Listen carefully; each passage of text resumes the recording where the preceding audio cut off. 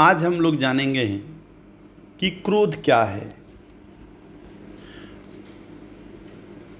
क्रोध को जानने के लिए आप ये सोचिए कि अगर गलती कोई और करे और उसका दंड हमें भुगतना पड़े तो कितनी अजीब बात है ना।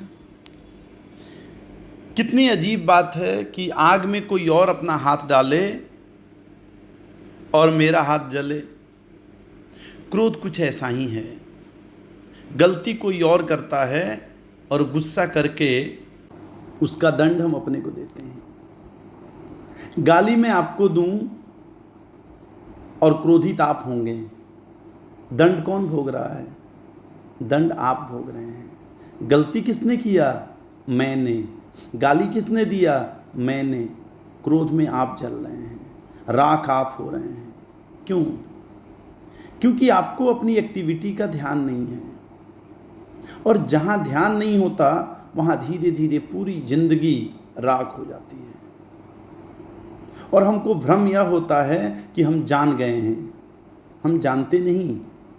क्रोध की सिर्फ स्मृति है, अनुभव नहीं।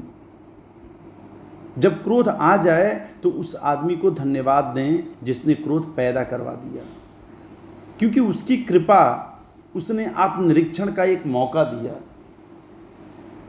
भीतर आपको जानने का एक अवसर दिया। उसको फौरन धन्यवाद दें कि मित्र, और अब मैं आता हूं, थोड़ा इस पर ध्यान करके वापस आके बताऊंगा। फिर दरवाज़ा बंद कर लें और देखें कि भीतर क्रोध उठ गया है। हाथ पैर गुस्से से कांप रहे हों तो कांपने दें, क्योंकि हाथ पैर कांपेंगे। आप बस देखिए कि गुस्से में आपको क्या क्या मन कर रहा है। अपनी पूरी पागल स्थिति को जानें और पागलपन को पूरा प्रकट हो जाने दें अपने सामने। तब आप पहली बार अनुभव करेंगे कि क्या है यह क्रोध।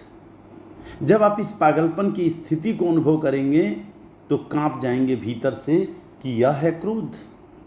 यह मैंने कई बार किया था, दूसरे लोगों ने क्या सोचा होगा। एक्चुअली क्रोध संक्षिप्त रूप में आया हुआ पागलपन है। थोड़ी देर के लिए आया हुआ पागलपन है, क्षणिक पागलपन है। क्षण भर में आदमी उसी हालत में हो जाता है जिस हालत में कुछ लोग हमेशा के लिए रहते हैं। क्रोध में जलते हुए आदमी में और पागल आदमी में बहुत अंतर नहीं है। अंतर सिर्फ समय का है। पागल आदमी अस्थाई पागल है और क्रोधी आदमी अस्थाई पागल है। वो कुछ देर के लिए पागल है। दूसरे ने आपको क्रोध में देखा होगा, इसलिए दूसरे कहते हैं कि यह बेचारा कितना पागल हो गया था, यह क्या करता है, इससे तो ऐसी उम्मीद नहीं थी। आपने कभी देखा है अपने को? इसलिए आप द्वार बंद कर लें और जब भी गुस्सा आए अपनी पूरी हालात को, अपनी हालत को देखें कि क्या हो रहा है, और रोके मत, उसको प्रकट होने दें, उसका पूरा निरीक्षण करें।